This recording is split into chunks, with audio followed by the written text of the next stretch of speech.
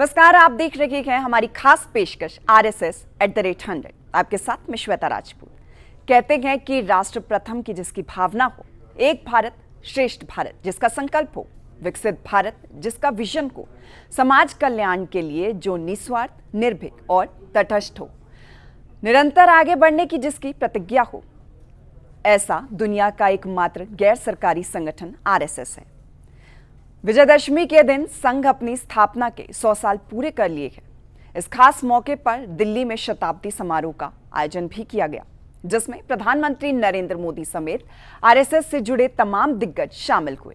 इस दौरान पीएम मोदी ने देश हित में RSS के बढ़ते कदम और चुनौतियों का जिक्र किया।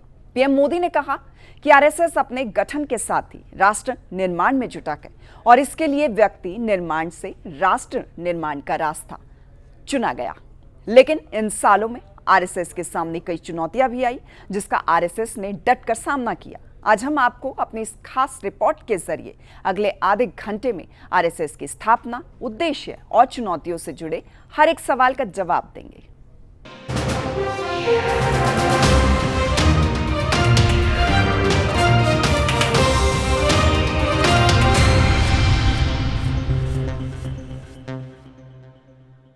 कहते हैं जितना बड़ा आपका संकल्प होगा, उससे कई बड़ी चुनौतियां भी होंगी, लेकिन जिसने इन चुनौतियों को पार कर लिया वही आगे इतिहास लिखता है। दुनिया का सबसे बड़ा संगठन RSS इसका एक बड़ा उदाहरण है।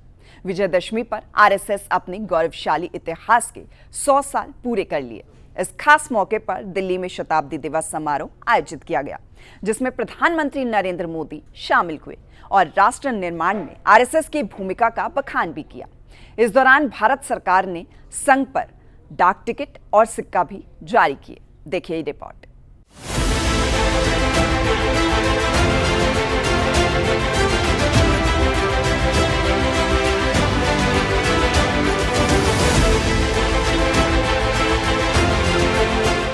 सदैव राष्ट्र निर्माण का भाव लिए RSS अपनी स्थापना के 100 साल पूरे कर चुका है। इस खास मौके पर दिल्ली में शताब्दी दिवस समारोह आयोजित किया गया। देश के प्रधानमंत्री नरेंद्र मोदी इस कार्यक्रम में शामिल हुए। इस दौरान उन्होंने राष्ट्र निर्माण में RSS की भूमिका का बखान किया। साथियों, अपने गठन के बाद से ही राष्ट्रीय स्वयंसेवक संघ विराट उद्देश्य लेकर चला और ये उद्देश्य रहा राष्ट्र निर्माण। इस उद्देश्य की पूर्ति के लिए संघ ने जो रास्ता चुना वो था व्यक्ति निर्माण से राष्ट्र निर्माण, और इस रास्ते पर सतत चलने के लिए जो कार्यपद्धति चुनी वो थी नित्य नियमित चलने वाली शाखा है। साथियों, परम पूज्य डॉक्टर हेडगेवार जी जानते थे कि हमारा राष्ट्र तभी सशक्त होगा जब हर नागरिक के भीतर राष्ट्र के प्रति दायित्व का बोध जागृत होगा। हमारा राष्ट्र तभी ऊंचा उठेगा जब भारत का हर नागरिक राष्ट्र के लिए जीना सीखेगा। इसलिए वो व्यक्ति निर्माण में निरंतर जुटे रहे और उनका तरीका भी कुछ अलग ही था। परम पूज्य डॉक्टर हेडगेवार जी से हम बार बार सुना है, वो कहते थे जैसा है वैसा लेना है, जैसा चाहिए वैसा बनाना है। लोक संग्रह का डॉक्टर साहब का ये तरीका कुछ कुछ अगर समझना है तो हम कुम्हार को याद करते हैं। जैसे कुम्हार ईंट पकाता है तो जमीन की सामान्य सी मिट्टी से शुरू करता है। कुम्हार मिट्टी को लाता है, उस पर मेहनत करता है, उसे आकार देकर तपता है, खुद भी तपता है, मिट्टी को भी तपाता है, फिर उन ईंटों को इकट्ठा करके उनसे भव्य इमारत बनाता है। ऐसे ही डॉक्टर साहब बिल्कुल सामान्य लोगों को चुनते थे, फिर उनको सिखाते थे, विजन देते थे, उनको गढ़ते थे। इस तरह वो देश के लिए समर्पित स्वयंसेवक तैयार करते थे। इसलिए संघ के बारे में कहा जाता है कि इसमें सामान्य लोग मिलकर असामान्य अभूतपूर्व कार्य करते हैं। साथियों, व्यक्ति निर्माण की ये सुंदर प्रक्रिया हम आज भी संघ की शाखाओं में देखते हैं। संघ शाखा का मैदान एक ऐसी प्रेरणा भूमि है जहां से स्वयं सेवक की अहम से वयम की यात्रा शुरू होती है। इस दौरान पीएम मोदी ने आरएसएस के सामने आई चुनौतियों का भी जिक्र किया। पीएम मोदी ने कहा कि आरएसएस पिछले 100 साल की गौरवशाली यात्रा में अनेकों चुनौतियों को झेलकर आगे बढ़ा है। साथियों, राष्ट्र साधना की इस यात्रा में ऐसा नहीं है कि संघ पर हमले नहीं हुए, संघ के खिलाफ साजिशें नहीं हुई। हमने देखा है कैसे आजादी के बाद भी संघ को कुचलने का प्रयास हुआ, मुख्य धारा में आने देने का और उसे न आने से रोकने का अनगिनत षड्यंत्र हुए। परम पूज्य गुरु जी को झूठे केस में फंसाया गया, उन्हें जेल तक भेज दिया गया। लेकिन जब पूज्य गुरु जी जेल से बाहर आए तो उन्होंने सहज रूप से कहा, और शायद इतिहास की तवारीख में ये भाव, ये शब्द एक बहुत बड़ी प्रेरणा है। तब परम पूज्य गुरु जी ने बहुत सहजता से कहा था, कभी कभी जीभ दांतों के नीचे आकर दब जाती है, कुचल भी जाती है, लेकिन हम दांत नहीं तोड़ देते, क्योंकि दांत भी हमारे हैं और जीभ भी हमारी है। संघ के इतिहास में ऐसा पहली बार हुआ जब शताब्दी समारोह के मौके पर सरकार की ओर से डाक टिकट और सिक्के जारी किए गए।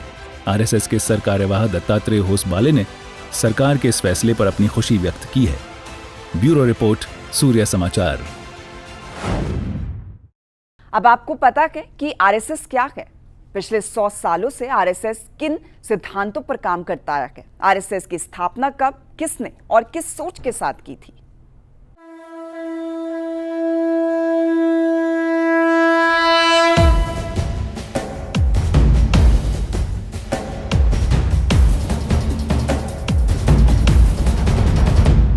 नमस्ते सदा वत्सले मातृभूमे, नमस्ते सदा वत्सले मातृभूमे, त्वया हिन्दुभूमे सुखं वर्धितोऽहं, त्वया हिन्दुभूमे सुखं वर्धितोऽहं, महामङ्गले पुण्यभूमे त्वदर्थे, महामङ्गले पुण्यभूमे त्वदर्थे, पतत्वेशकायो नमस्ते नमस्ते, पतत्वेशकायो नमस्ते नमस्ते।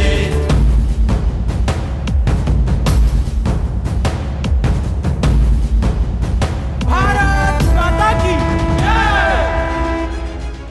आरएसएस यानी राष्ट्रीय स्वयंसेवक संघ, इन 3 शब्द को जिसने भी समझ लिया, समझो पूरे राष्ट्र को जान लिया। जिसके दिल में राष्ट्र प्रथम है, समर्पण का भाव है और जो संस्कारों के बीच जीना जानता है, उसने आरएसएस को समझ लिया और आरएसएस सदस्य बनने के योग्य कहलाता है। संघ को तो एक ही काम करना है, समाज को संगठित करना, संगठित रखना। उसके लिए इस प्रकार अपने जीवन को जीने वाले स्वयंसेवकों का निर्माण करना, यही संघ का काम है। इस संघ के कार्य को समझना चाहिए, क्योंकि बहुत सारे शतकों के बाद एक ऐसा काम भारतवर्ष में हुआ है। मुझे लगता है कि तथागत बुद्ध के बाद पहली बार इस प्रकार के स्वभाव निर्माण का कार्य संपूर्ण भारतवर्ष में हो रहा है। इसको समझने के लिए समय लगता है और जिनको डर लगता है कि इस कार्य के बढ़ने से अपने स्वार्थ के दुकान बंद हो जाएंगे, वो तरह तरह का अपप्रचार भी करते हैं, बाधाएं भी आती है। अज्ञान के कारण भी लोग गलतफहमी में कुछ कुछ कहते हैं, बोलते हैं। लेकिन मेरी प्रार्थना है कि इस संघ को समझने के लिए आप संघ के अंदर आइए। अंदर आने की फीस नहीं है, औपचारिक सदस्यता नहीं है, मन की मर्जी है तब आ सकते हैं, अगर मर्जी उखड़ गई तो आप बाहर जा सकते हैं। आरएसएस की स्थापना कब और क्यों हुई थी? जिस आरएसएस को आज दुनिया का सबसे बड़ा गैर सरकारी संगठन कहा जाता है, जिस आरएसएस का नाम सुनकर देश विरोधी ताकतें घर में दुबकने को मजबूर हो जाती हैं, जिस आरएसएस के सदस्यों ने कई बार भारत पर आई विपदा को दूर करने में सरकार की मदद की है, जिस आरएसएस ने भारतीय संस्कृति को जीवंत रखा है, आपको जानकर हैरानी होगी कि नागपुर में इसकी स्थापना के समय सिर्फ 25 स्वयं सेवक थे और आज आरएसएस एक बड़े वट वृक्ष का रूप ले चुका है। 27 सितंबर 1925 को केशव बलिराम हेडगेवार ने आरएसएस की स्थापना की। उस समय इसकी स्थापना का उद्देश्य सिर्फ हिंदुओं को संगठित करना था। यहाँ तक कि संघ का नामकरण राष्ट्रीय स्वयंसेवक संघ भी 17 अप्रैल 1926 को हुआ था और हेडगेवार को सर्वसम्मति से संघ प्रमुख चुना गया था। लेकिन हेडगेवार को सरसंघ चालक नवंबर 1929 में बनाया गया था। हेडगेवार ने संघ को आगे बढ़ाने में पूरी ताकत लगा दी थी और करीब 50 साल तक संघ ने केवल संगठन को मजबूत करने पर काम किया।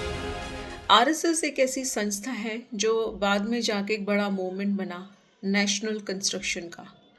आरएसएस की स्थापना डॉक्टर केशव बलिराम हेडगेवार ने 1925 में की। उनका सिर्फ एक ही मकसद था, भारत की एकता अखंडता के लिए काम करना।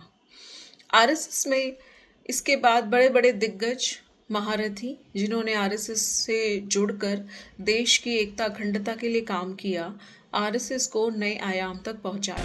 लेकिन ये बातें सुनने में आपको जितनी आसान लग रही होंगी, दरअसल उतनी है नहीं। आरएसएस अपनी स्थापना के समय से भली भांति इस बात को जानती थी कि किसी के दिल में राष्ट्र प्रेम की भावना जगाना और इस कदर जगाना कि हर मुश्किल समय में बिना कुछ सोचे विचारे कोई भारत माँ की रक्षा में खड़ा रहे, इसके लिए अधिक से अधिक लोगों से जुड़ाव जरूरी है। क्योंकि संघ को अपना नाम तो करना है नहीं, पूरा समाज देश के उत्थान में लग जाए, यही उसकी इच्छा है। और इसलिए पर्याप्त बड़ा संघ है, संपूर्ण देश में पहुंचा है। 70,000 के आसपास शाखाएं आती है हमारी, दुनिया में सबसे बड़ा संगठन कहलाते हैं हम।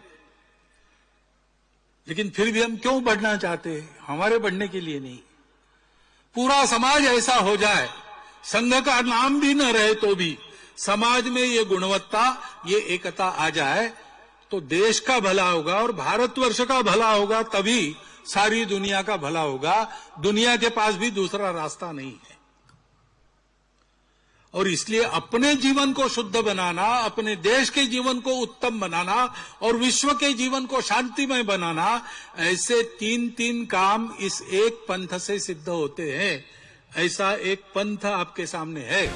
इस साल विजयदशमी के मौके पर आरएसएस की स्थापना के 100 साल पूरे होंगे। ऐसे में संघ ने अपने शताब्दी वर्ष में शाखाओं की संख्या बढ़ाने पर जोर दिया है। साथ ही देश भर में कई बड़े आयोजन किए जा रहे हैं, जिसका असर आने वाले दिनों में देखने को मिलेगा। इतना ही नहीं, संघ का सामाजिक समरसता का एजेंडा भी महत्वपूर्ण है, जिसके जरिए जातियों में बिखरे हुए हिंदुओं को एकजुट करना है। ब्यूरो रिपोर्ट, सूर्या समाचार। दुनिया के सबसे बड़े गैर सरकारी संगठन आरएसएस के लिए साल 2025 काफी अहम है, क्योंकि इसी साल के विजयदशमी पर आरएसएस के 100 साल पूरे हो रहे हैं। इन 100 सालों में आरएसएस को बहुत से उतार चढ़ाव का सामना करना पड़ा है। नागपुर के अखाड़े से 25 स्वयंसेवकों से शुरू हुआ संगठन आज एक विराट रूप ले चुका है। कैमरामैन प्रदर्शन के साथ दिल्ली से सूर्य समाचार के लिए विनय सिंह। क्या आपको पता है कि आरएसएस की स्थापना करने वाले हेडगेवार किसी समय में कांग्रेस के कद्दावर नेता रहे? लेकिन तुर्की में ऐसा क्या हुआ था जिसकी चिंगारी की आग भारत के कोलकाता तक पहुंची थी, जिसे शांत करने को लेकर हेडगेवार ने महात्मा गांधी से बगावत कर दी और भारत में हिंदुत्व की विचारधारा को बढ़ावा दिया गया था। साथ ही हमारी इस रिपोर्ट में आप ये भी जानेंगे कि संगठन का नाम आरएसएस कैसे पड़ा था।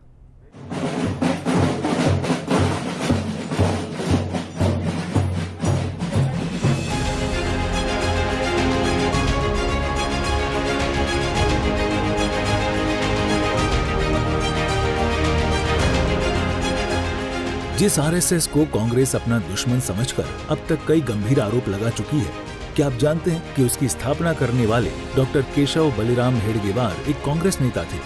अब सवाल उठता है कि आखिर कांग्रेस नेता हेडगेवार ने ऐसा क्या महसूस किया कि उन्होंने पार्टी लाइन से हटकर हिंदुत्व का झंडा बुलंद करने की ठानी, और 25 लोगों से शुरू हुआ आरएसएस संगठन देखते ही देखते कुछ ही महीनों में 2500, फिर 25,000 और अब करोड़ों की संख्या में पहुंच चुका है। तो इसके लिए आजादी से पहले की कहानी जानना जरूरी है।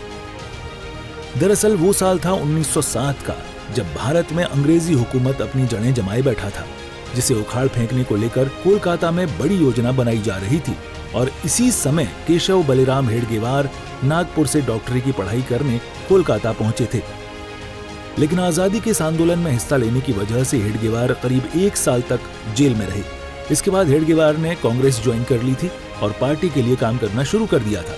लेकिन करीब 10 साल बाद तुर्की के खलीफा की कुर्सी चली गई, जिसका असर भारत में भी देखने को मिला और बड़ी संख्या में मुस्लिम समुदाय के लोग सड़कों पर उतरे।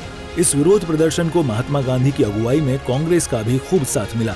कांग्रेस के इस कदम से हेडगेवार बेहद नाराज हुए और पार्टी में रहते हुए हिंदुत्व की सोच रखने वाले संगठन की आधारशिला रखी, जिसकी शुरुआत नागपुर में हेडगेवार के घर से हुई। संस्कृति को और राष्ट्रवाद को जोड़कर एक अच्छे नागरिक, सुनागरिक बनाने का वाला संगठन है, जिससे निश्चित रूप से भारतवर्ष में लाखों करोड़ों स्वयंसेवक भारत के धरा को, संस्कृति को, धर्म को मजबूत करने के काम में लगे हुए हैं। और इसकी स्थापना 1925 में परम पूज्य डॉक्टर केशव बलिराम हेगड़ेवार साहब ने की थी, विजयदशमी के दिन, और तब से अनवरत रूप से यह संगठन काम करता चला आ रहा है। कई सारे जो आयाम हैं जिसमें यह संगठन काम करता है, और मैं जहाँ तक समझता हूँ कि कोई ऐसा मानव से संबंधित आयाम नहीं रहा होगा जिसमें कि आरएसएस काम नहीं करता है उसके अनुषंगिक संगठनों के माध्यम से, चाहे वो धर्म का क्षेत्र हो, संस्कृति का क्षेत्र हो, और गोपालन का क्षेत्र हो, सेवा का क्षेत्र हो, किसी भी क्षेत्र को हम देखते हैं वो अपने कार्यों के माध्यम से समाज को विस्तारित करने का, समाज को पोषित करने का और समाज को संरक्षित करने का कार्य करता रहता है। हिंदुत्व की रक्षा के लिए नागपुर से जिस संगठन की शुरुआत हेडगेवार ने की थी, देखते ही देखते पूरे देश में संगठन विस्तार होने लगा और हजारों लाखों की संख्या में युवा इस संगठन से जुड़ने लगे। देश भर में आरएसएस की शाखाएं लगाई जाने लगी। शाखा में पहुंचने वाले युवाओं में राष्ट्र प्रेम की भावना जागृत की जाने लगी। साथ ही खेलकूद और लाठी चलाने के प्रशिक्षण देकर युवाओं को शारीरिक और मानसिक तौर पर मजबूत किया जाने लगा।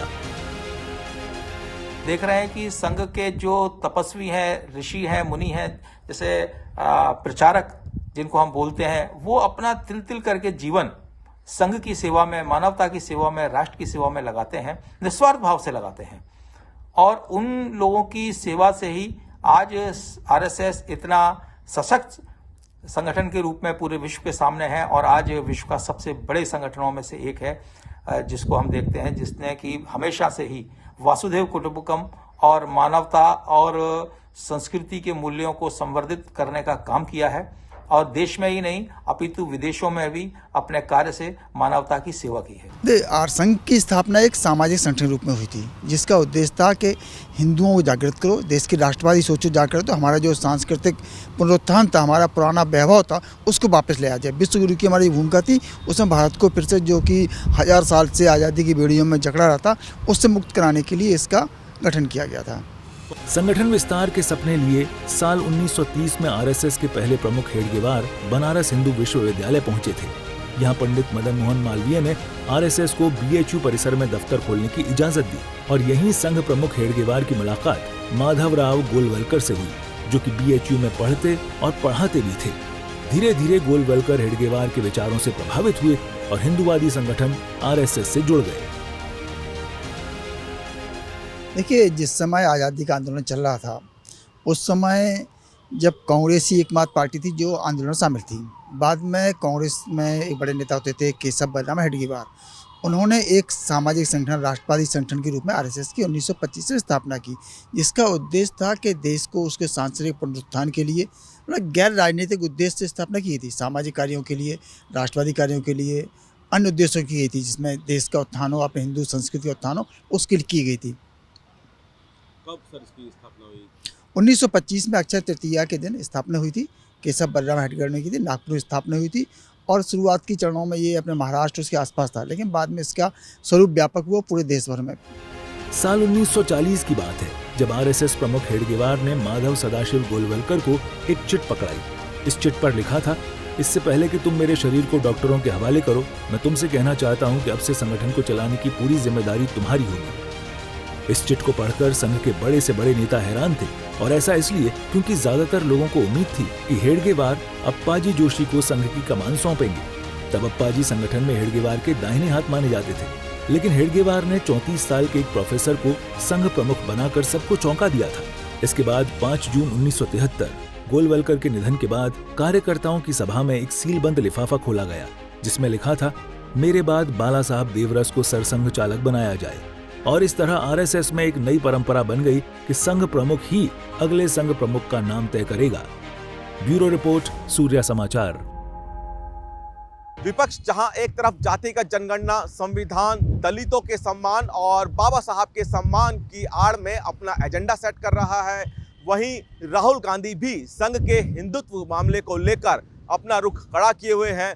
दूसरी तरफ संघ दलित आदिवासियों के साथ साथ गांवों में अपनी पैठ बढ़ा रहा है। ब्यूरो रिपोर्ट, सूर्या समाचार। अब एक सवाल यह भी उठता है कि आरएसएस की स्थापना करने वाले हेडगेवार ने सालों पहले ऐसी क्या स्ट्रैटेजी अपनाई थी जिसकी वजह से आरएसएस का विस्तार न सिर्फ भारत बल्कि दुनिया के मुल्कों में बड़ी तेजी से हुआ। साथ ही नियमित रूप से आरएसएस की ओर से लगाई जाने वाली शाखा क्या होता है, आरएसएस के स्वयंसेवक कौन कहलाते हैं और क्या इसके लिए कोई उम्र की सीमा भी निर्धारित है? क्या कोई मुस्लिम युवक भी आरएसएस का हिस्सा बन सकता है?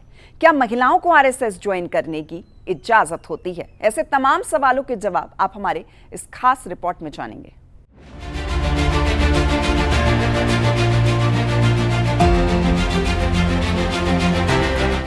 जनवरी 1948 यानी अभी भारत को आजादी मिले कुछ ही महीने बीते थे कि महात्मा गांधी की गोली मारकर हत्या कर दी गई।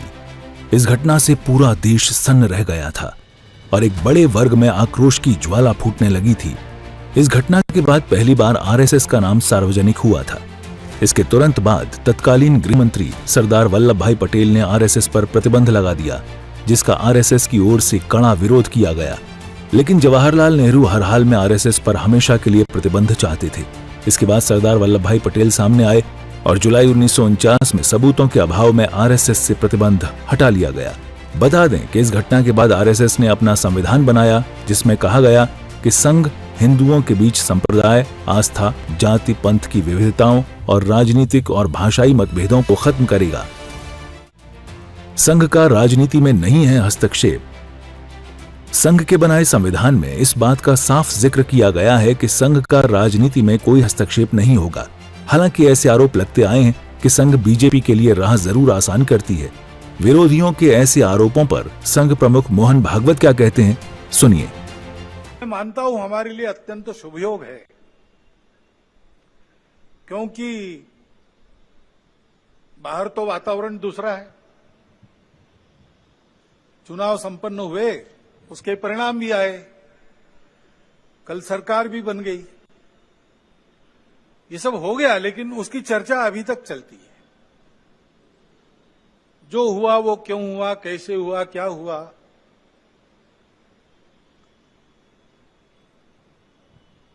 ये अपने देश के प्रजातांत्रिक तंत्र में प्रति 5 वर्ष होने वाली घटना है, होती है।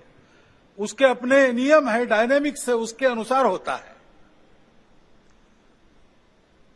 अपने देश के संचालन के लिए कुछ निर्धारण करने वाला वो प्रसंग है, महत्वपूर्ण है। लेकिन हम चरविचरवन करते रहे, इतना महत्वपूर्ण क्यों है? समाज ने अपना मत दे दिया, उसके अनुसार सब होगा। क्यों, कैसे, इसमें संघ के हम लोग नहीं पढ़ते। हम अपना कर्तव्य करते रहते, लोकमत परिष्कार का प्रतिवर्ष करते हैं, प्रति चुनाव में करते हैं, इस बार भी किया। दरअसल बीजेपी और संघ के रिश्ते पर जो सवाल उठते आए हैं, इसकी हकीकत जानने के लिए आपको दशकों पीछे जाना होगा, जब देश में नेहरू और इंदिरा गांधी की सरकार हुआ करती थी। उस समय एक तरफ आरएसएस अपनी जड़ें मजबूत कर रहा था ताकि बहुसंख्यक आबादी हिंदुओं पर हो रहे अत्याचार के खिलाफ आवाज बुलंद की जा सके, तो दूसरी ओर नेहरूवाद पाकिस्तान और बांग्लादेश में हिंदू अल्पसंख्यकों पर हो रहे अत्याचार के खिलाफ भारत सरकार की चुप्पी से नाराज होकर डॉक्टर श्यामा प्रसाद मुखर्जी ने मंत्रिमंडल से त्यागपत्र दे दिया और 21 अक्टूबर 1951 को भारतीय जनसंघ की स्थापना कर दी, जिसमें आरएसएस के भी कुछ सक्रिय सदस्य शामिल हुए। अब चूंकि आरएसएस और जनसंघ दोनों तत्कालीन सरकार की नीतियों से परेशान थे, ऐसे में आरएसएस राजनीति का बिना हिस्सा बने अपना काम करती रही, जबकि जनसंघ ने सरकार के खिलाफ मोर्चा खोल दिया था।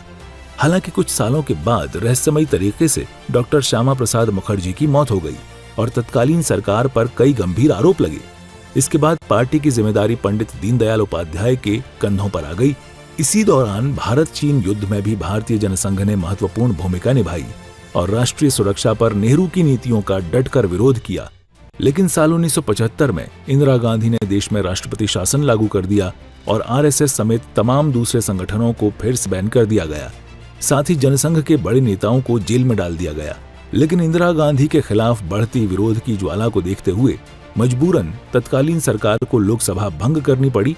इसके बाद जयप्रकाश के आह्वान पर जनता पार्टी का गठन हुआ और आम चुनाव में मिली सफलता के बाद 1 मई 1977 को भारतीय जनसंघ ने अपना विलय जनता पार्टी में कर लिया, जिसके पहले अध्यक्ष अटल बिहारी वाजपेयी बने और आज बीजेपी देश की सबसे बड़ी पार्टी बन चुकी है। जाहिर है इसमें आरएसएस की भूमिका को दरकिनार नहीं किया जा सकता है, और ऐसा इसलिए भी क्योंकि बीजेपी के पहले प्रधानमंत्री अटल बिहारी वाजपेयी से लेकर वर्तमान में प्रधानमंत्री नरेंद्र मोदी तक सभी आरएसएस की पाठशाला में होकर आए हैं। आज हम इस बात पर भी गर्व करेंगे कि महाराष्ट्र की धरती पर मराठी भाषी एक महापुरुष ने 100 वर्ष पहले राष्ट्रीय स्वयंसेवक संघ का बीज बोया था। आज ये एक वटवृक्ष के रूप में अपना शताब्दी वर्ष मना रहा है।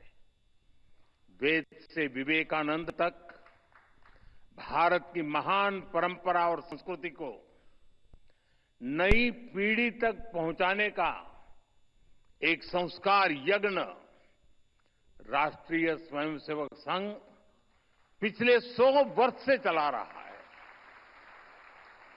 मेरा सौभाग्य है कि मेरे जैसे लाखों लोगों को आरएसएस ने देश के लिए जीने की प्रेरणा दी है।